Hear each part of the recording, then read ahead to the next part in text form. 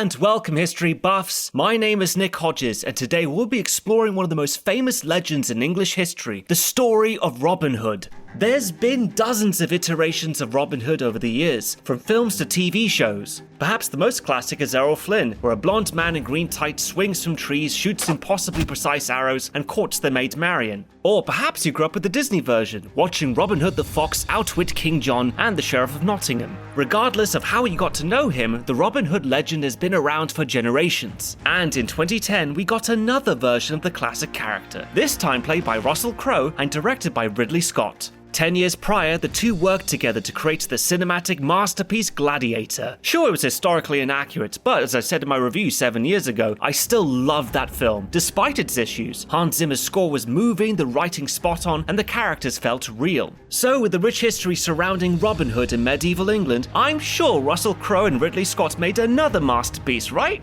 Well, the film is set in 1199, in the midst of a political crisis. Richard the Lionheart, one of the most beloved Plantagenet kings, dies in battle. His brother John takes over as King of England. But whilst Richard was loved and respected by his people, John, not so much. He was seen as weak, impetuous, and soon political minds schemed to remove him from power. Out of this political uncertainty, we meet Robin Longstride, our titular hero, who helps change the course of English history. But does this Robin Hood fit in with the Robin Hood of legend? Is the film accurate to the real history of King John's England? Although Robin Hood is fictional, the story in the film is based on real people and events from medieval England, and in this review we'll take a look at the legend of Robin Hood and how the character has changed over time. Then we'll analyze the film to see how historically accurate it is, and whether or not it's a convincing iteration of the classic story. This is Robin Hood.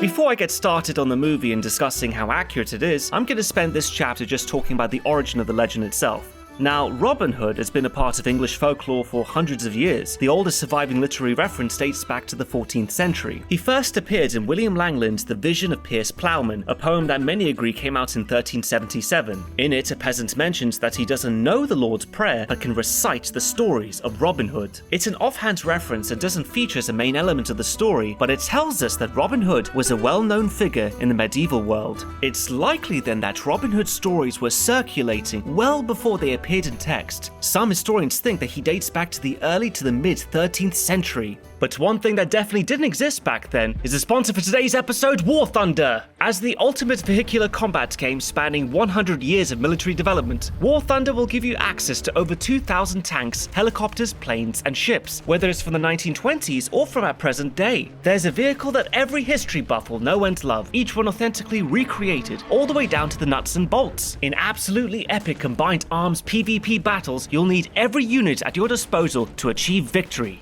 You'll be able to hear and see the action as you inflict real-time damage against enemy vehicles and their crews, all in stunning 4K resolution and with amazing graphics, of course. And what's more is that each vehicle comes with its own unique customization. You can slap on hundreds of camos and historic markings, plus with 3D decorators like bushes and gear, you can make each ride feel distinctly your own. And the best part of all this is that you can dive into the action for free with a choice of multiple consoles, whether it be from PC, Xbox or PlayStation. And if you're new, or it's been a while since you've jumped in, you can claim a huge bonus pack. From premium vehicles, an exclusive 3D vehicle decorator, the works. Just hit up my link in the description box below to download War Thunder and claim it all.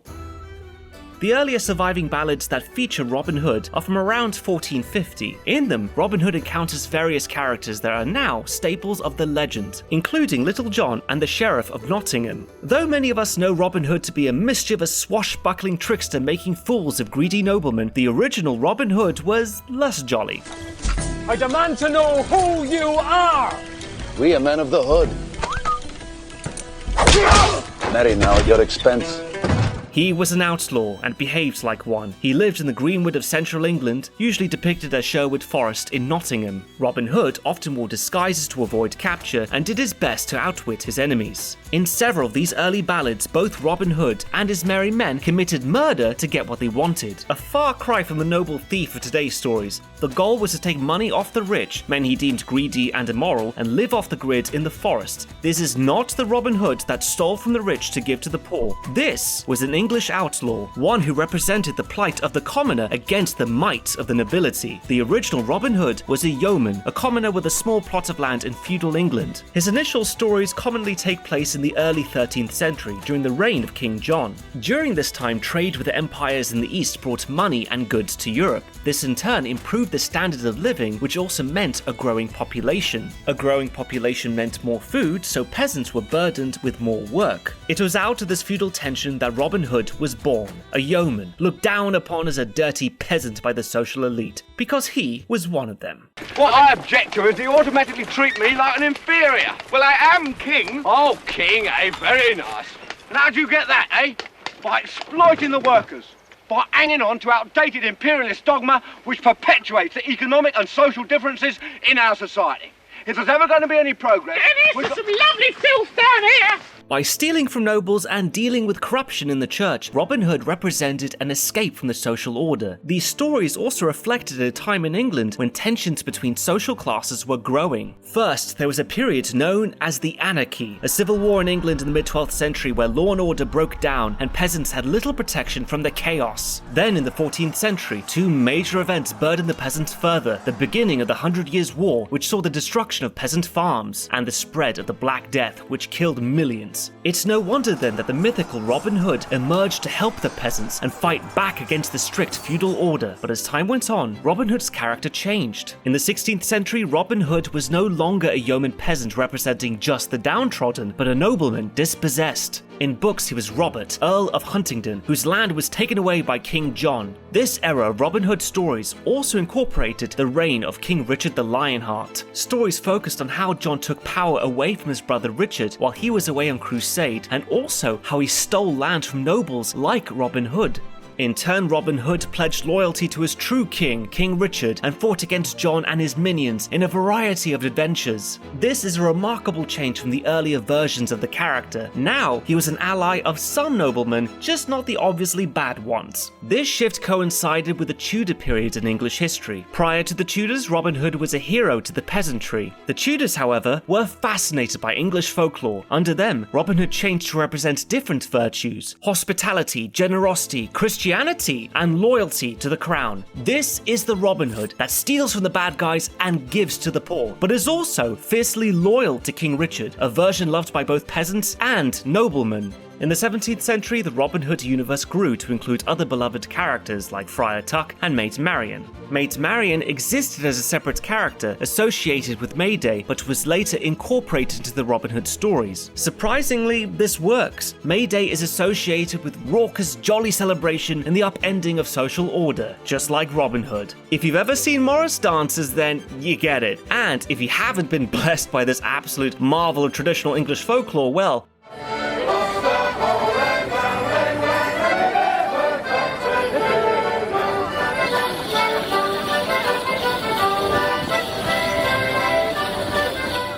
now you know. This new Tudor-age Robin Hood was jolly and raucous as well, so he fit in nicely with May Day celebrations. May Day, like Robin Hood, is also associated with green, so the two merged together. Maid Marian was incorporated into the Robin Hood stories as his love interest and has remained part of the legends ever since. The modern version of Robin Hood that we best recognise comes from the 1820 book Ivanhoe by Scottish author Walter Scott. This is the lovable trickster who represents the depiction of a merry England, a backslapping, ale-drinking, song-singing place where Robin Hood helps the poor by robbing the rich. From Ivanhoe, we get our more recognisable story elements. Robin Hood lives by an old oak tree deep in the forest and holds court over his band of merry men. He lives during the Richard and John era in the late 12th and early 13th centuries. He is Robin of Locksley, a Saxon yeoman who fights back against the Norman invaders who are now running the country. And he attends local archery contests and regularly splits an arrow in half because of how accurate he is with a longbow. This interpretation of Robin Hood Hood is the one that spawned a ton of movies in the 20th century. But after learning all this, I'm sure you still have one lingering question. Was Robin Hood a real person? Was he based on anyone in particular?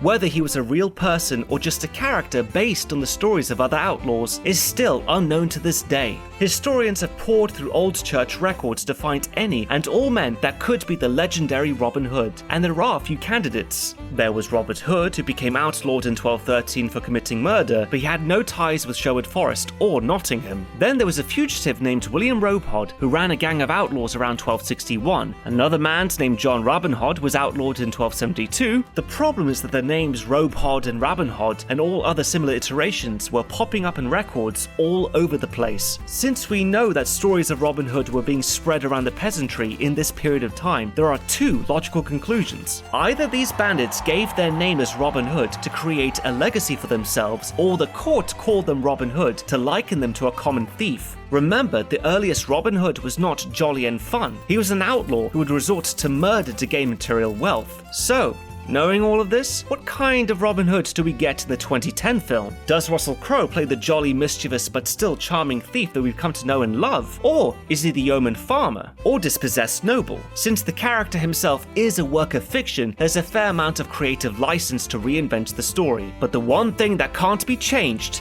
is history.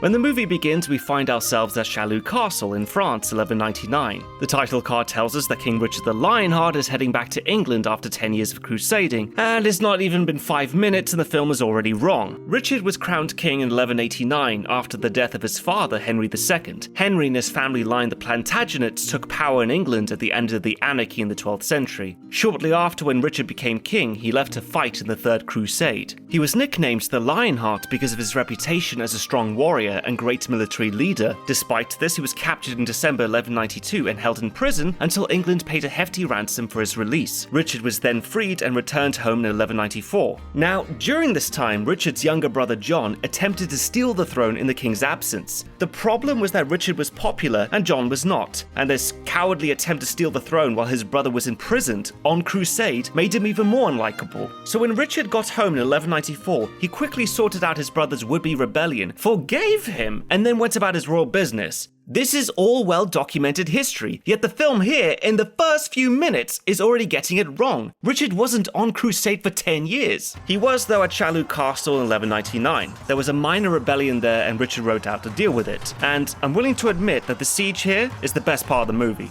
The film actually does a decent job of showing how his army would have attacked the castle, with English longbowmen providing covering fire to support others trying to breach the walls. Even the bit where they set the outer gate on fire is authentic, despite that ridiculous Hollywood-sized fireball. Don't know what the hell those bags were carrying earlier, but in any case, besieging armies did set castle gates on fire to weaken them later for the battering ram. For days, Richard commanded his men to bring down the walls of Chalus Castle, but in an instant, an arrow struck the king, mortally wounding him. Now, the movie would have us believe that he dies immediately on the battlefield after taking arrow to the neck. It's the plot device that propels the story forward. But in reality, King Richard was shot through the shoulder. It wasn't necessarily a fatal hit, but the surgeon had to dig deep to remove the arrow, and the wound turned gangrenous. The king died 11 days later. Now, we first meet this film's Robin Hood, who's known as Robin Longstride, here at Chalus Castle. He's a disillusioned longbowman in the king's army, and two things are made clear: that he's loyal to King Richard, and that he's been away fighting the Crusades for 10 years. Other than that, we know very little about him. When the king dies, Robin takes this opportunity to desert the army and return home. He convinces a few others to join him, and they turn out to be some of the beloved characters from the traditional stories. There's Little John, Will Scarlet, and Alan Adele the Bard.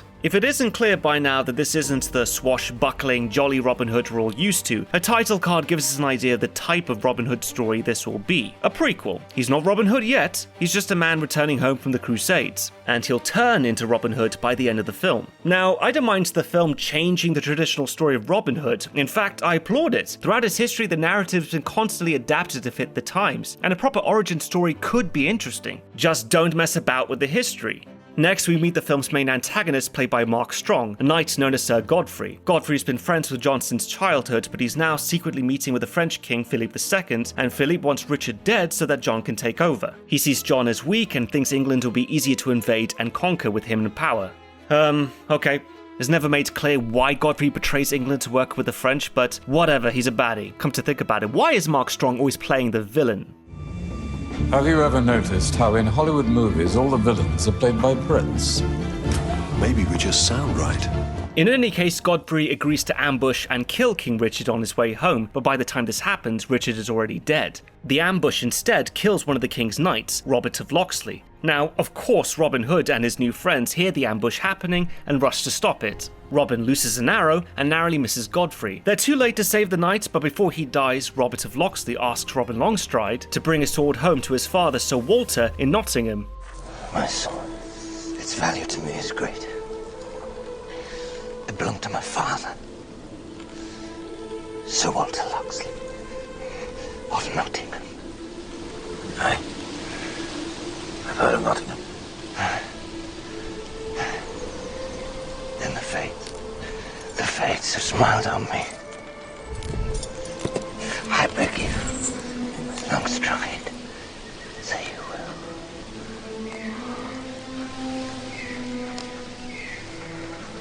I will.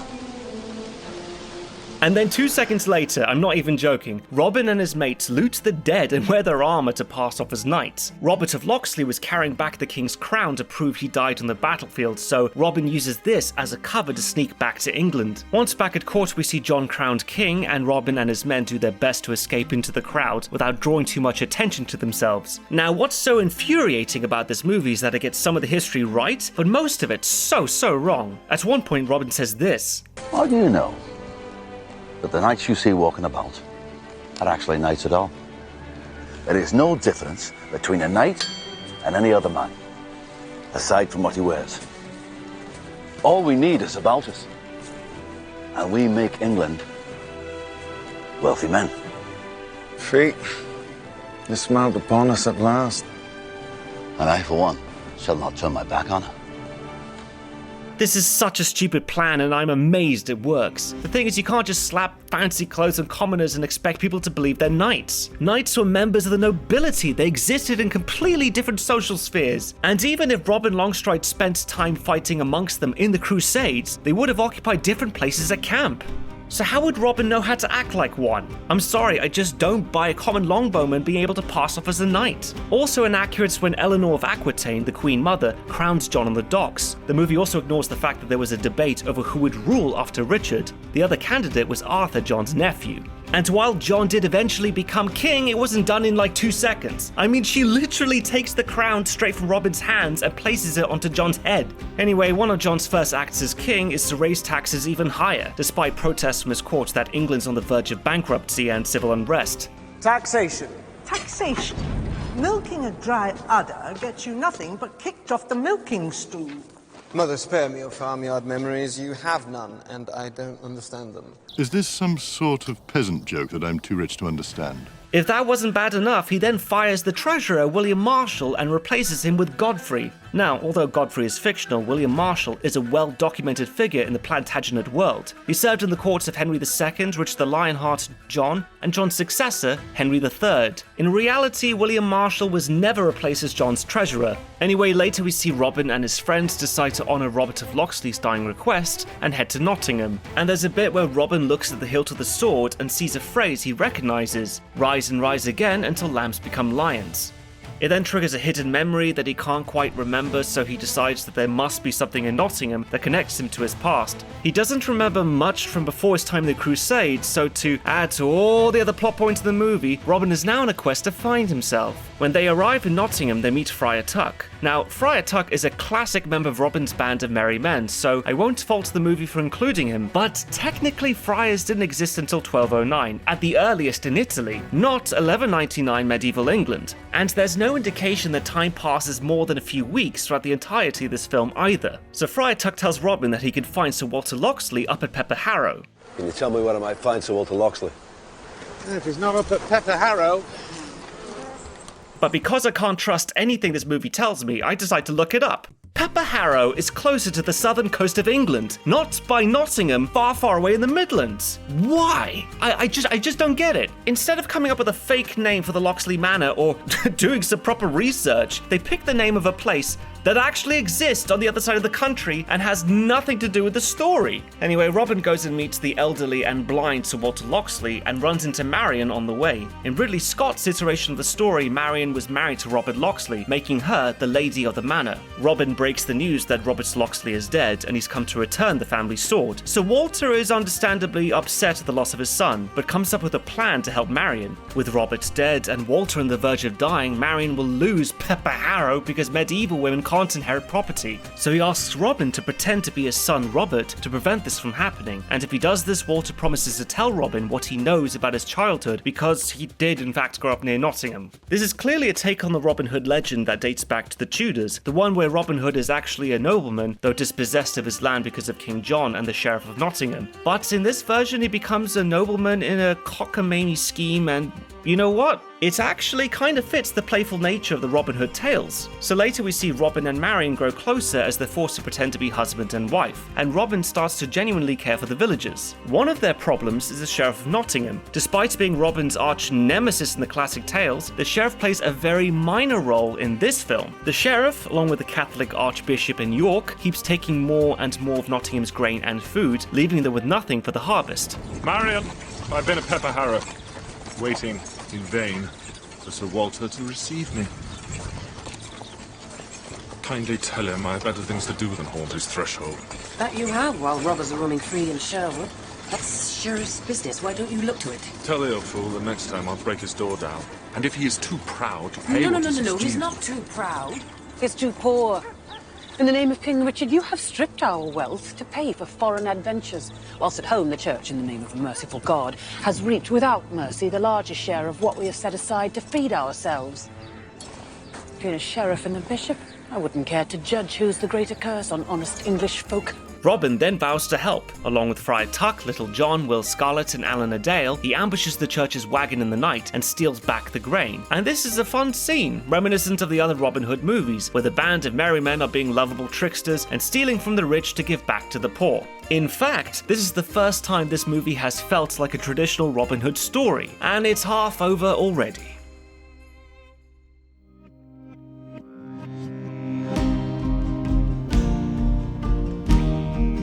It's at this point in the movie where Godfrey goes out and about wreaking havoc as the new royal treasurer. He's convinced John that he needs to use a forceful hand to collect taxes and make the people loyal to its new king, but that's not his real motive. Instead, he's trying to spark a civil war between the northern barons and their king, creating an England so fractured it'll be easy for King Philip to invade from France. To do this, he slaughters the innocent in King John's name and burns northern cities to the ground. At least that's what he's supposed to be doing, but it's kind of hard to know that when the movie pulls this kind of dialogue. My lord. I'm listening. Peterborough's been burned by the king's men. Peterborough's not a northern city, you moron. I mean, seriously, what is up with the geography in this movie? I mean, this was shot by an English director, by an English crew, in bloody England. Did no one have the balls to correct his American scriptwriter when filming? Anyway, back to the movie. With civil war looming in the air, Sir Walter Locksley decides to finally tell Robin about his father, and apparently he was a stonemason. But he was more than that. He was a visionary. What did he see? That kings have a need of their subjects, no less than their subjects have need of kings. A dangerous idea. Your father was a philosopher. He had a way of speaking that took you by the ears and by the heart. None of these things can be written down, Robin. You must commit them to your very soul. Rise and rise again until lambs become lions. Finally, hundreds listened, thousands, who took up his call for the rights of all ranks, from baron to serf. Rise and rise again, until lambs become lions. Now, there's a few problems with the scene. While it may be possible that a tradesman like Robin's father was literate, it's highly unlikely. In medieval times, literacy was predominantly limited to the clergy and nobility. For commoners, it was significantly lower, pretty much rock bottom. But if Robin's father was, I highly doubt that a stonemason would be the one running around spouting ideas about class inequality and being repressed. Help! Help! I'm being repressed! Anyway, Sir Walter goes on to pull out a copy of a document he calls the Charter of Rights, which Robin's father wrote about 20 to 25 years before the events of the film.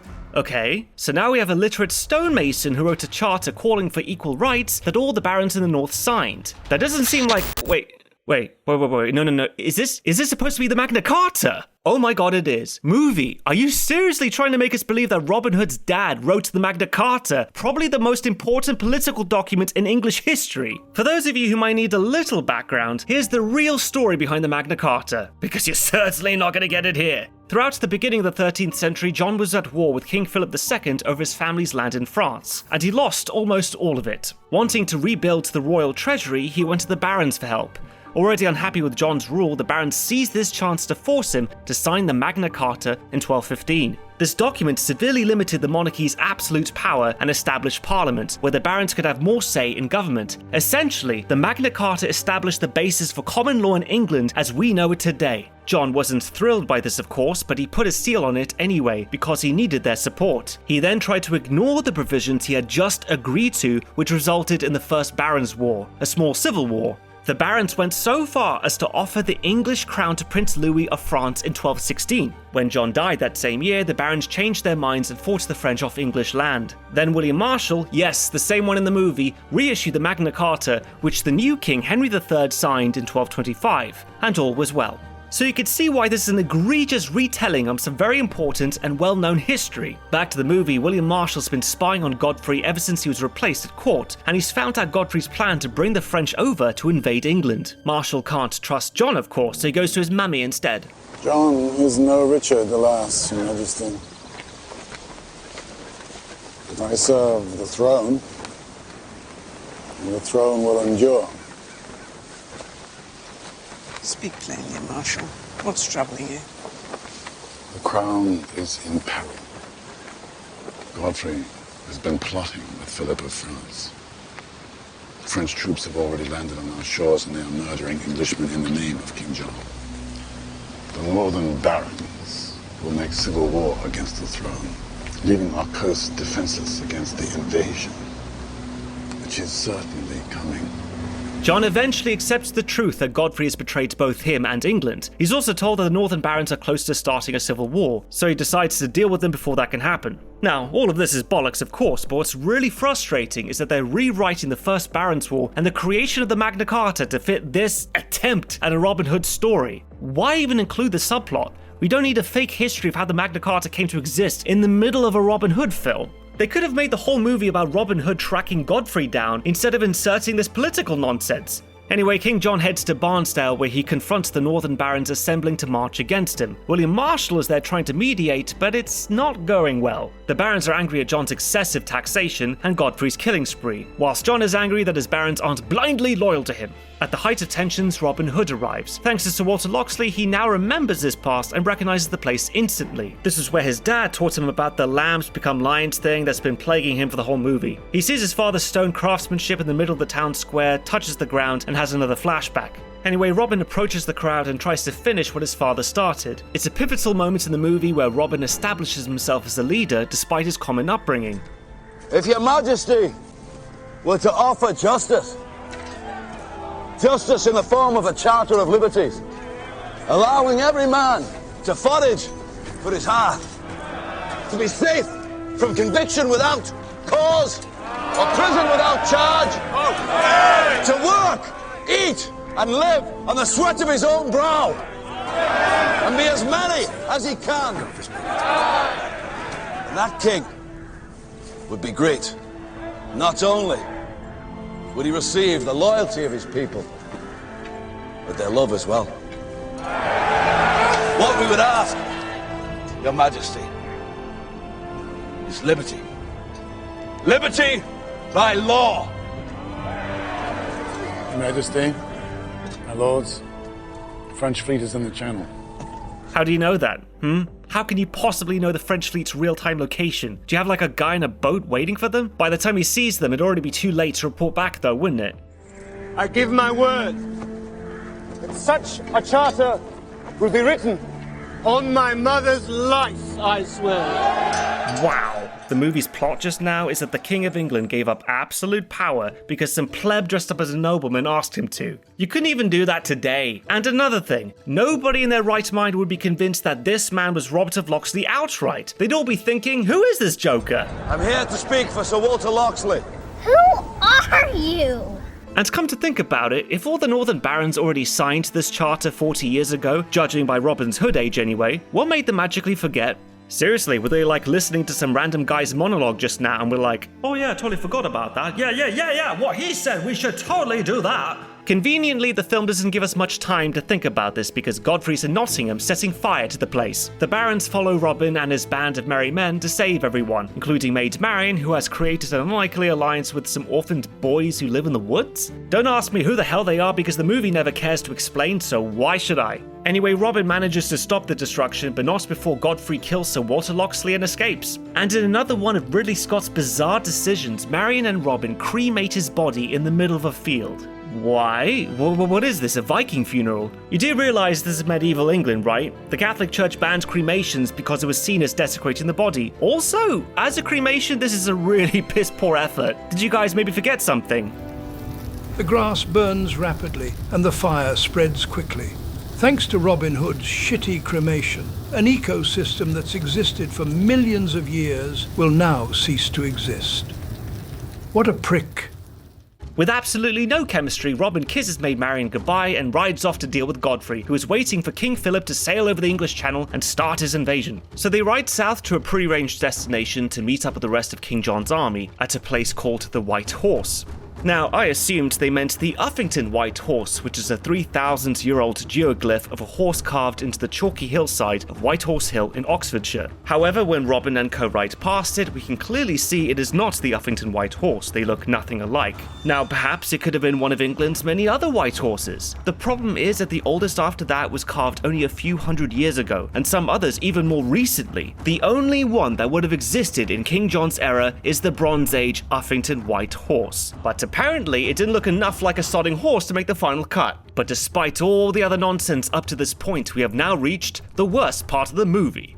Robin and his crew combine forces with William Marshal and the King to fight off the French invasion. And as you might have guessed, this isn't historically accurate either. There was no French invasion in 1199. There was in 1216 when the Northern Barons invited Prince Louis across to take England when John refused to honour the Magna Carta in 1215. But there was no storming of the beaches. When the French landed in real life, it was completely uncontested. But to hell with accuracy, right? This movie needs a big battle scene, so let's just make shit up. It's a history lesson come to life. No, it isn't. It's totally inaccurate. But here come the ninjas. As Robin sets up on the cliff edge with his archers, King Philip sends his ships ashore, where his men disembark from what looks like World War II amphibious landing crafts. Seriously, look at these things. These types of boats didn't exist anytime close to the medieval period. Is Ridley Scott just copying Saving Private Ryan but with medieval technology? Anyway, Robin fires off a few volleys of arrows before abandoning the high ground to join the cavalry charge on the beach below. I don't think any self-respecting archer would do that. You have a tactical advantage and have these silly sods at your mercy, but no, you still want to go down to the beach anyway and join the other knights in battle. And in the midst of all this, Robin sees Marian fighting alongside her gaggle of forest orphan boys. I guess Robin needed a bigger, more emotional reason to kill Godfrey, so the movie glosses over how Marian got there or how she convinced all these kids to join her. A woman joining a battle she's not supposed to be in, fighting with smaller folk at her side. Why does that sound familiar? I am no man.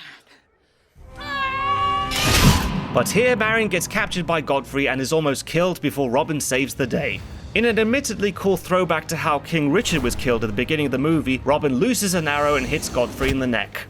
The French king sees his plan has failed and turns back, effectively ending the battle. Everyone starts cheering, and William Marshal makes the mistake of telling King John that they're really cheering for Robin and not him. And I love the idea that this is the reason why King John refuses to sign the Magna Carta as promised. That he was willing to give up his powers before, but once he saw some peasant get some attention for 5 minutes, he changes his mind just because he's a little jelly.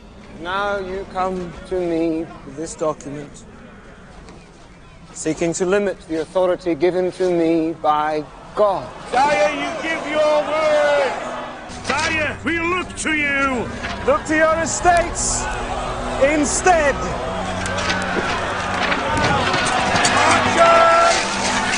you are fortunate that I am in a merciful mood. But as for Robin Longspine, that Mason's son, for the crimes of theft and incitement to cause unrest, who pretended to be a knight of the realm, a crime punishable by death, I declare him from this day forth to be an outlaw! And with that, this origin story is complete. Robin Hood is an outlaw and he's made an enemy of King John. We end the film with Robin, his merry men, Maid Marian and her gang of orphan children living in Sherwood Forest. And it's only at the end here that the film looks even remotely recognizable as a Robin Hood story. I think that's what bothers me the most. This film doesn't feel like Robin Hood. And if it didn't have characters like Little John and Friar Tuck, he may not even known it was. Based on how it ended, the movie was clearly setting up for a sequel where Ridley Scott could have maybe done something that better resembled the folklore hero, but it was so poorly received that there was never hope of a second film. And thank God for that. There was just too much happening for one story. The Crusades, the relationship between Richard and John, the power of Eleanor of Aquitaine, the shaky relations with the French and King Philip, the Northern Barons and their threats of war, the Magna Carta. Why is there so much happening? This is supposed to be a Robin Hood film, and yet we get a historically inaccurate foray into medieval England instead. The Sheriff of Nottingham was in this film for about 5 minutes and totally irrelevant to the plot. The Merry Men were essentially an afterthought. These are main characters in Robin Hood stories, and they might as well not been in the movie.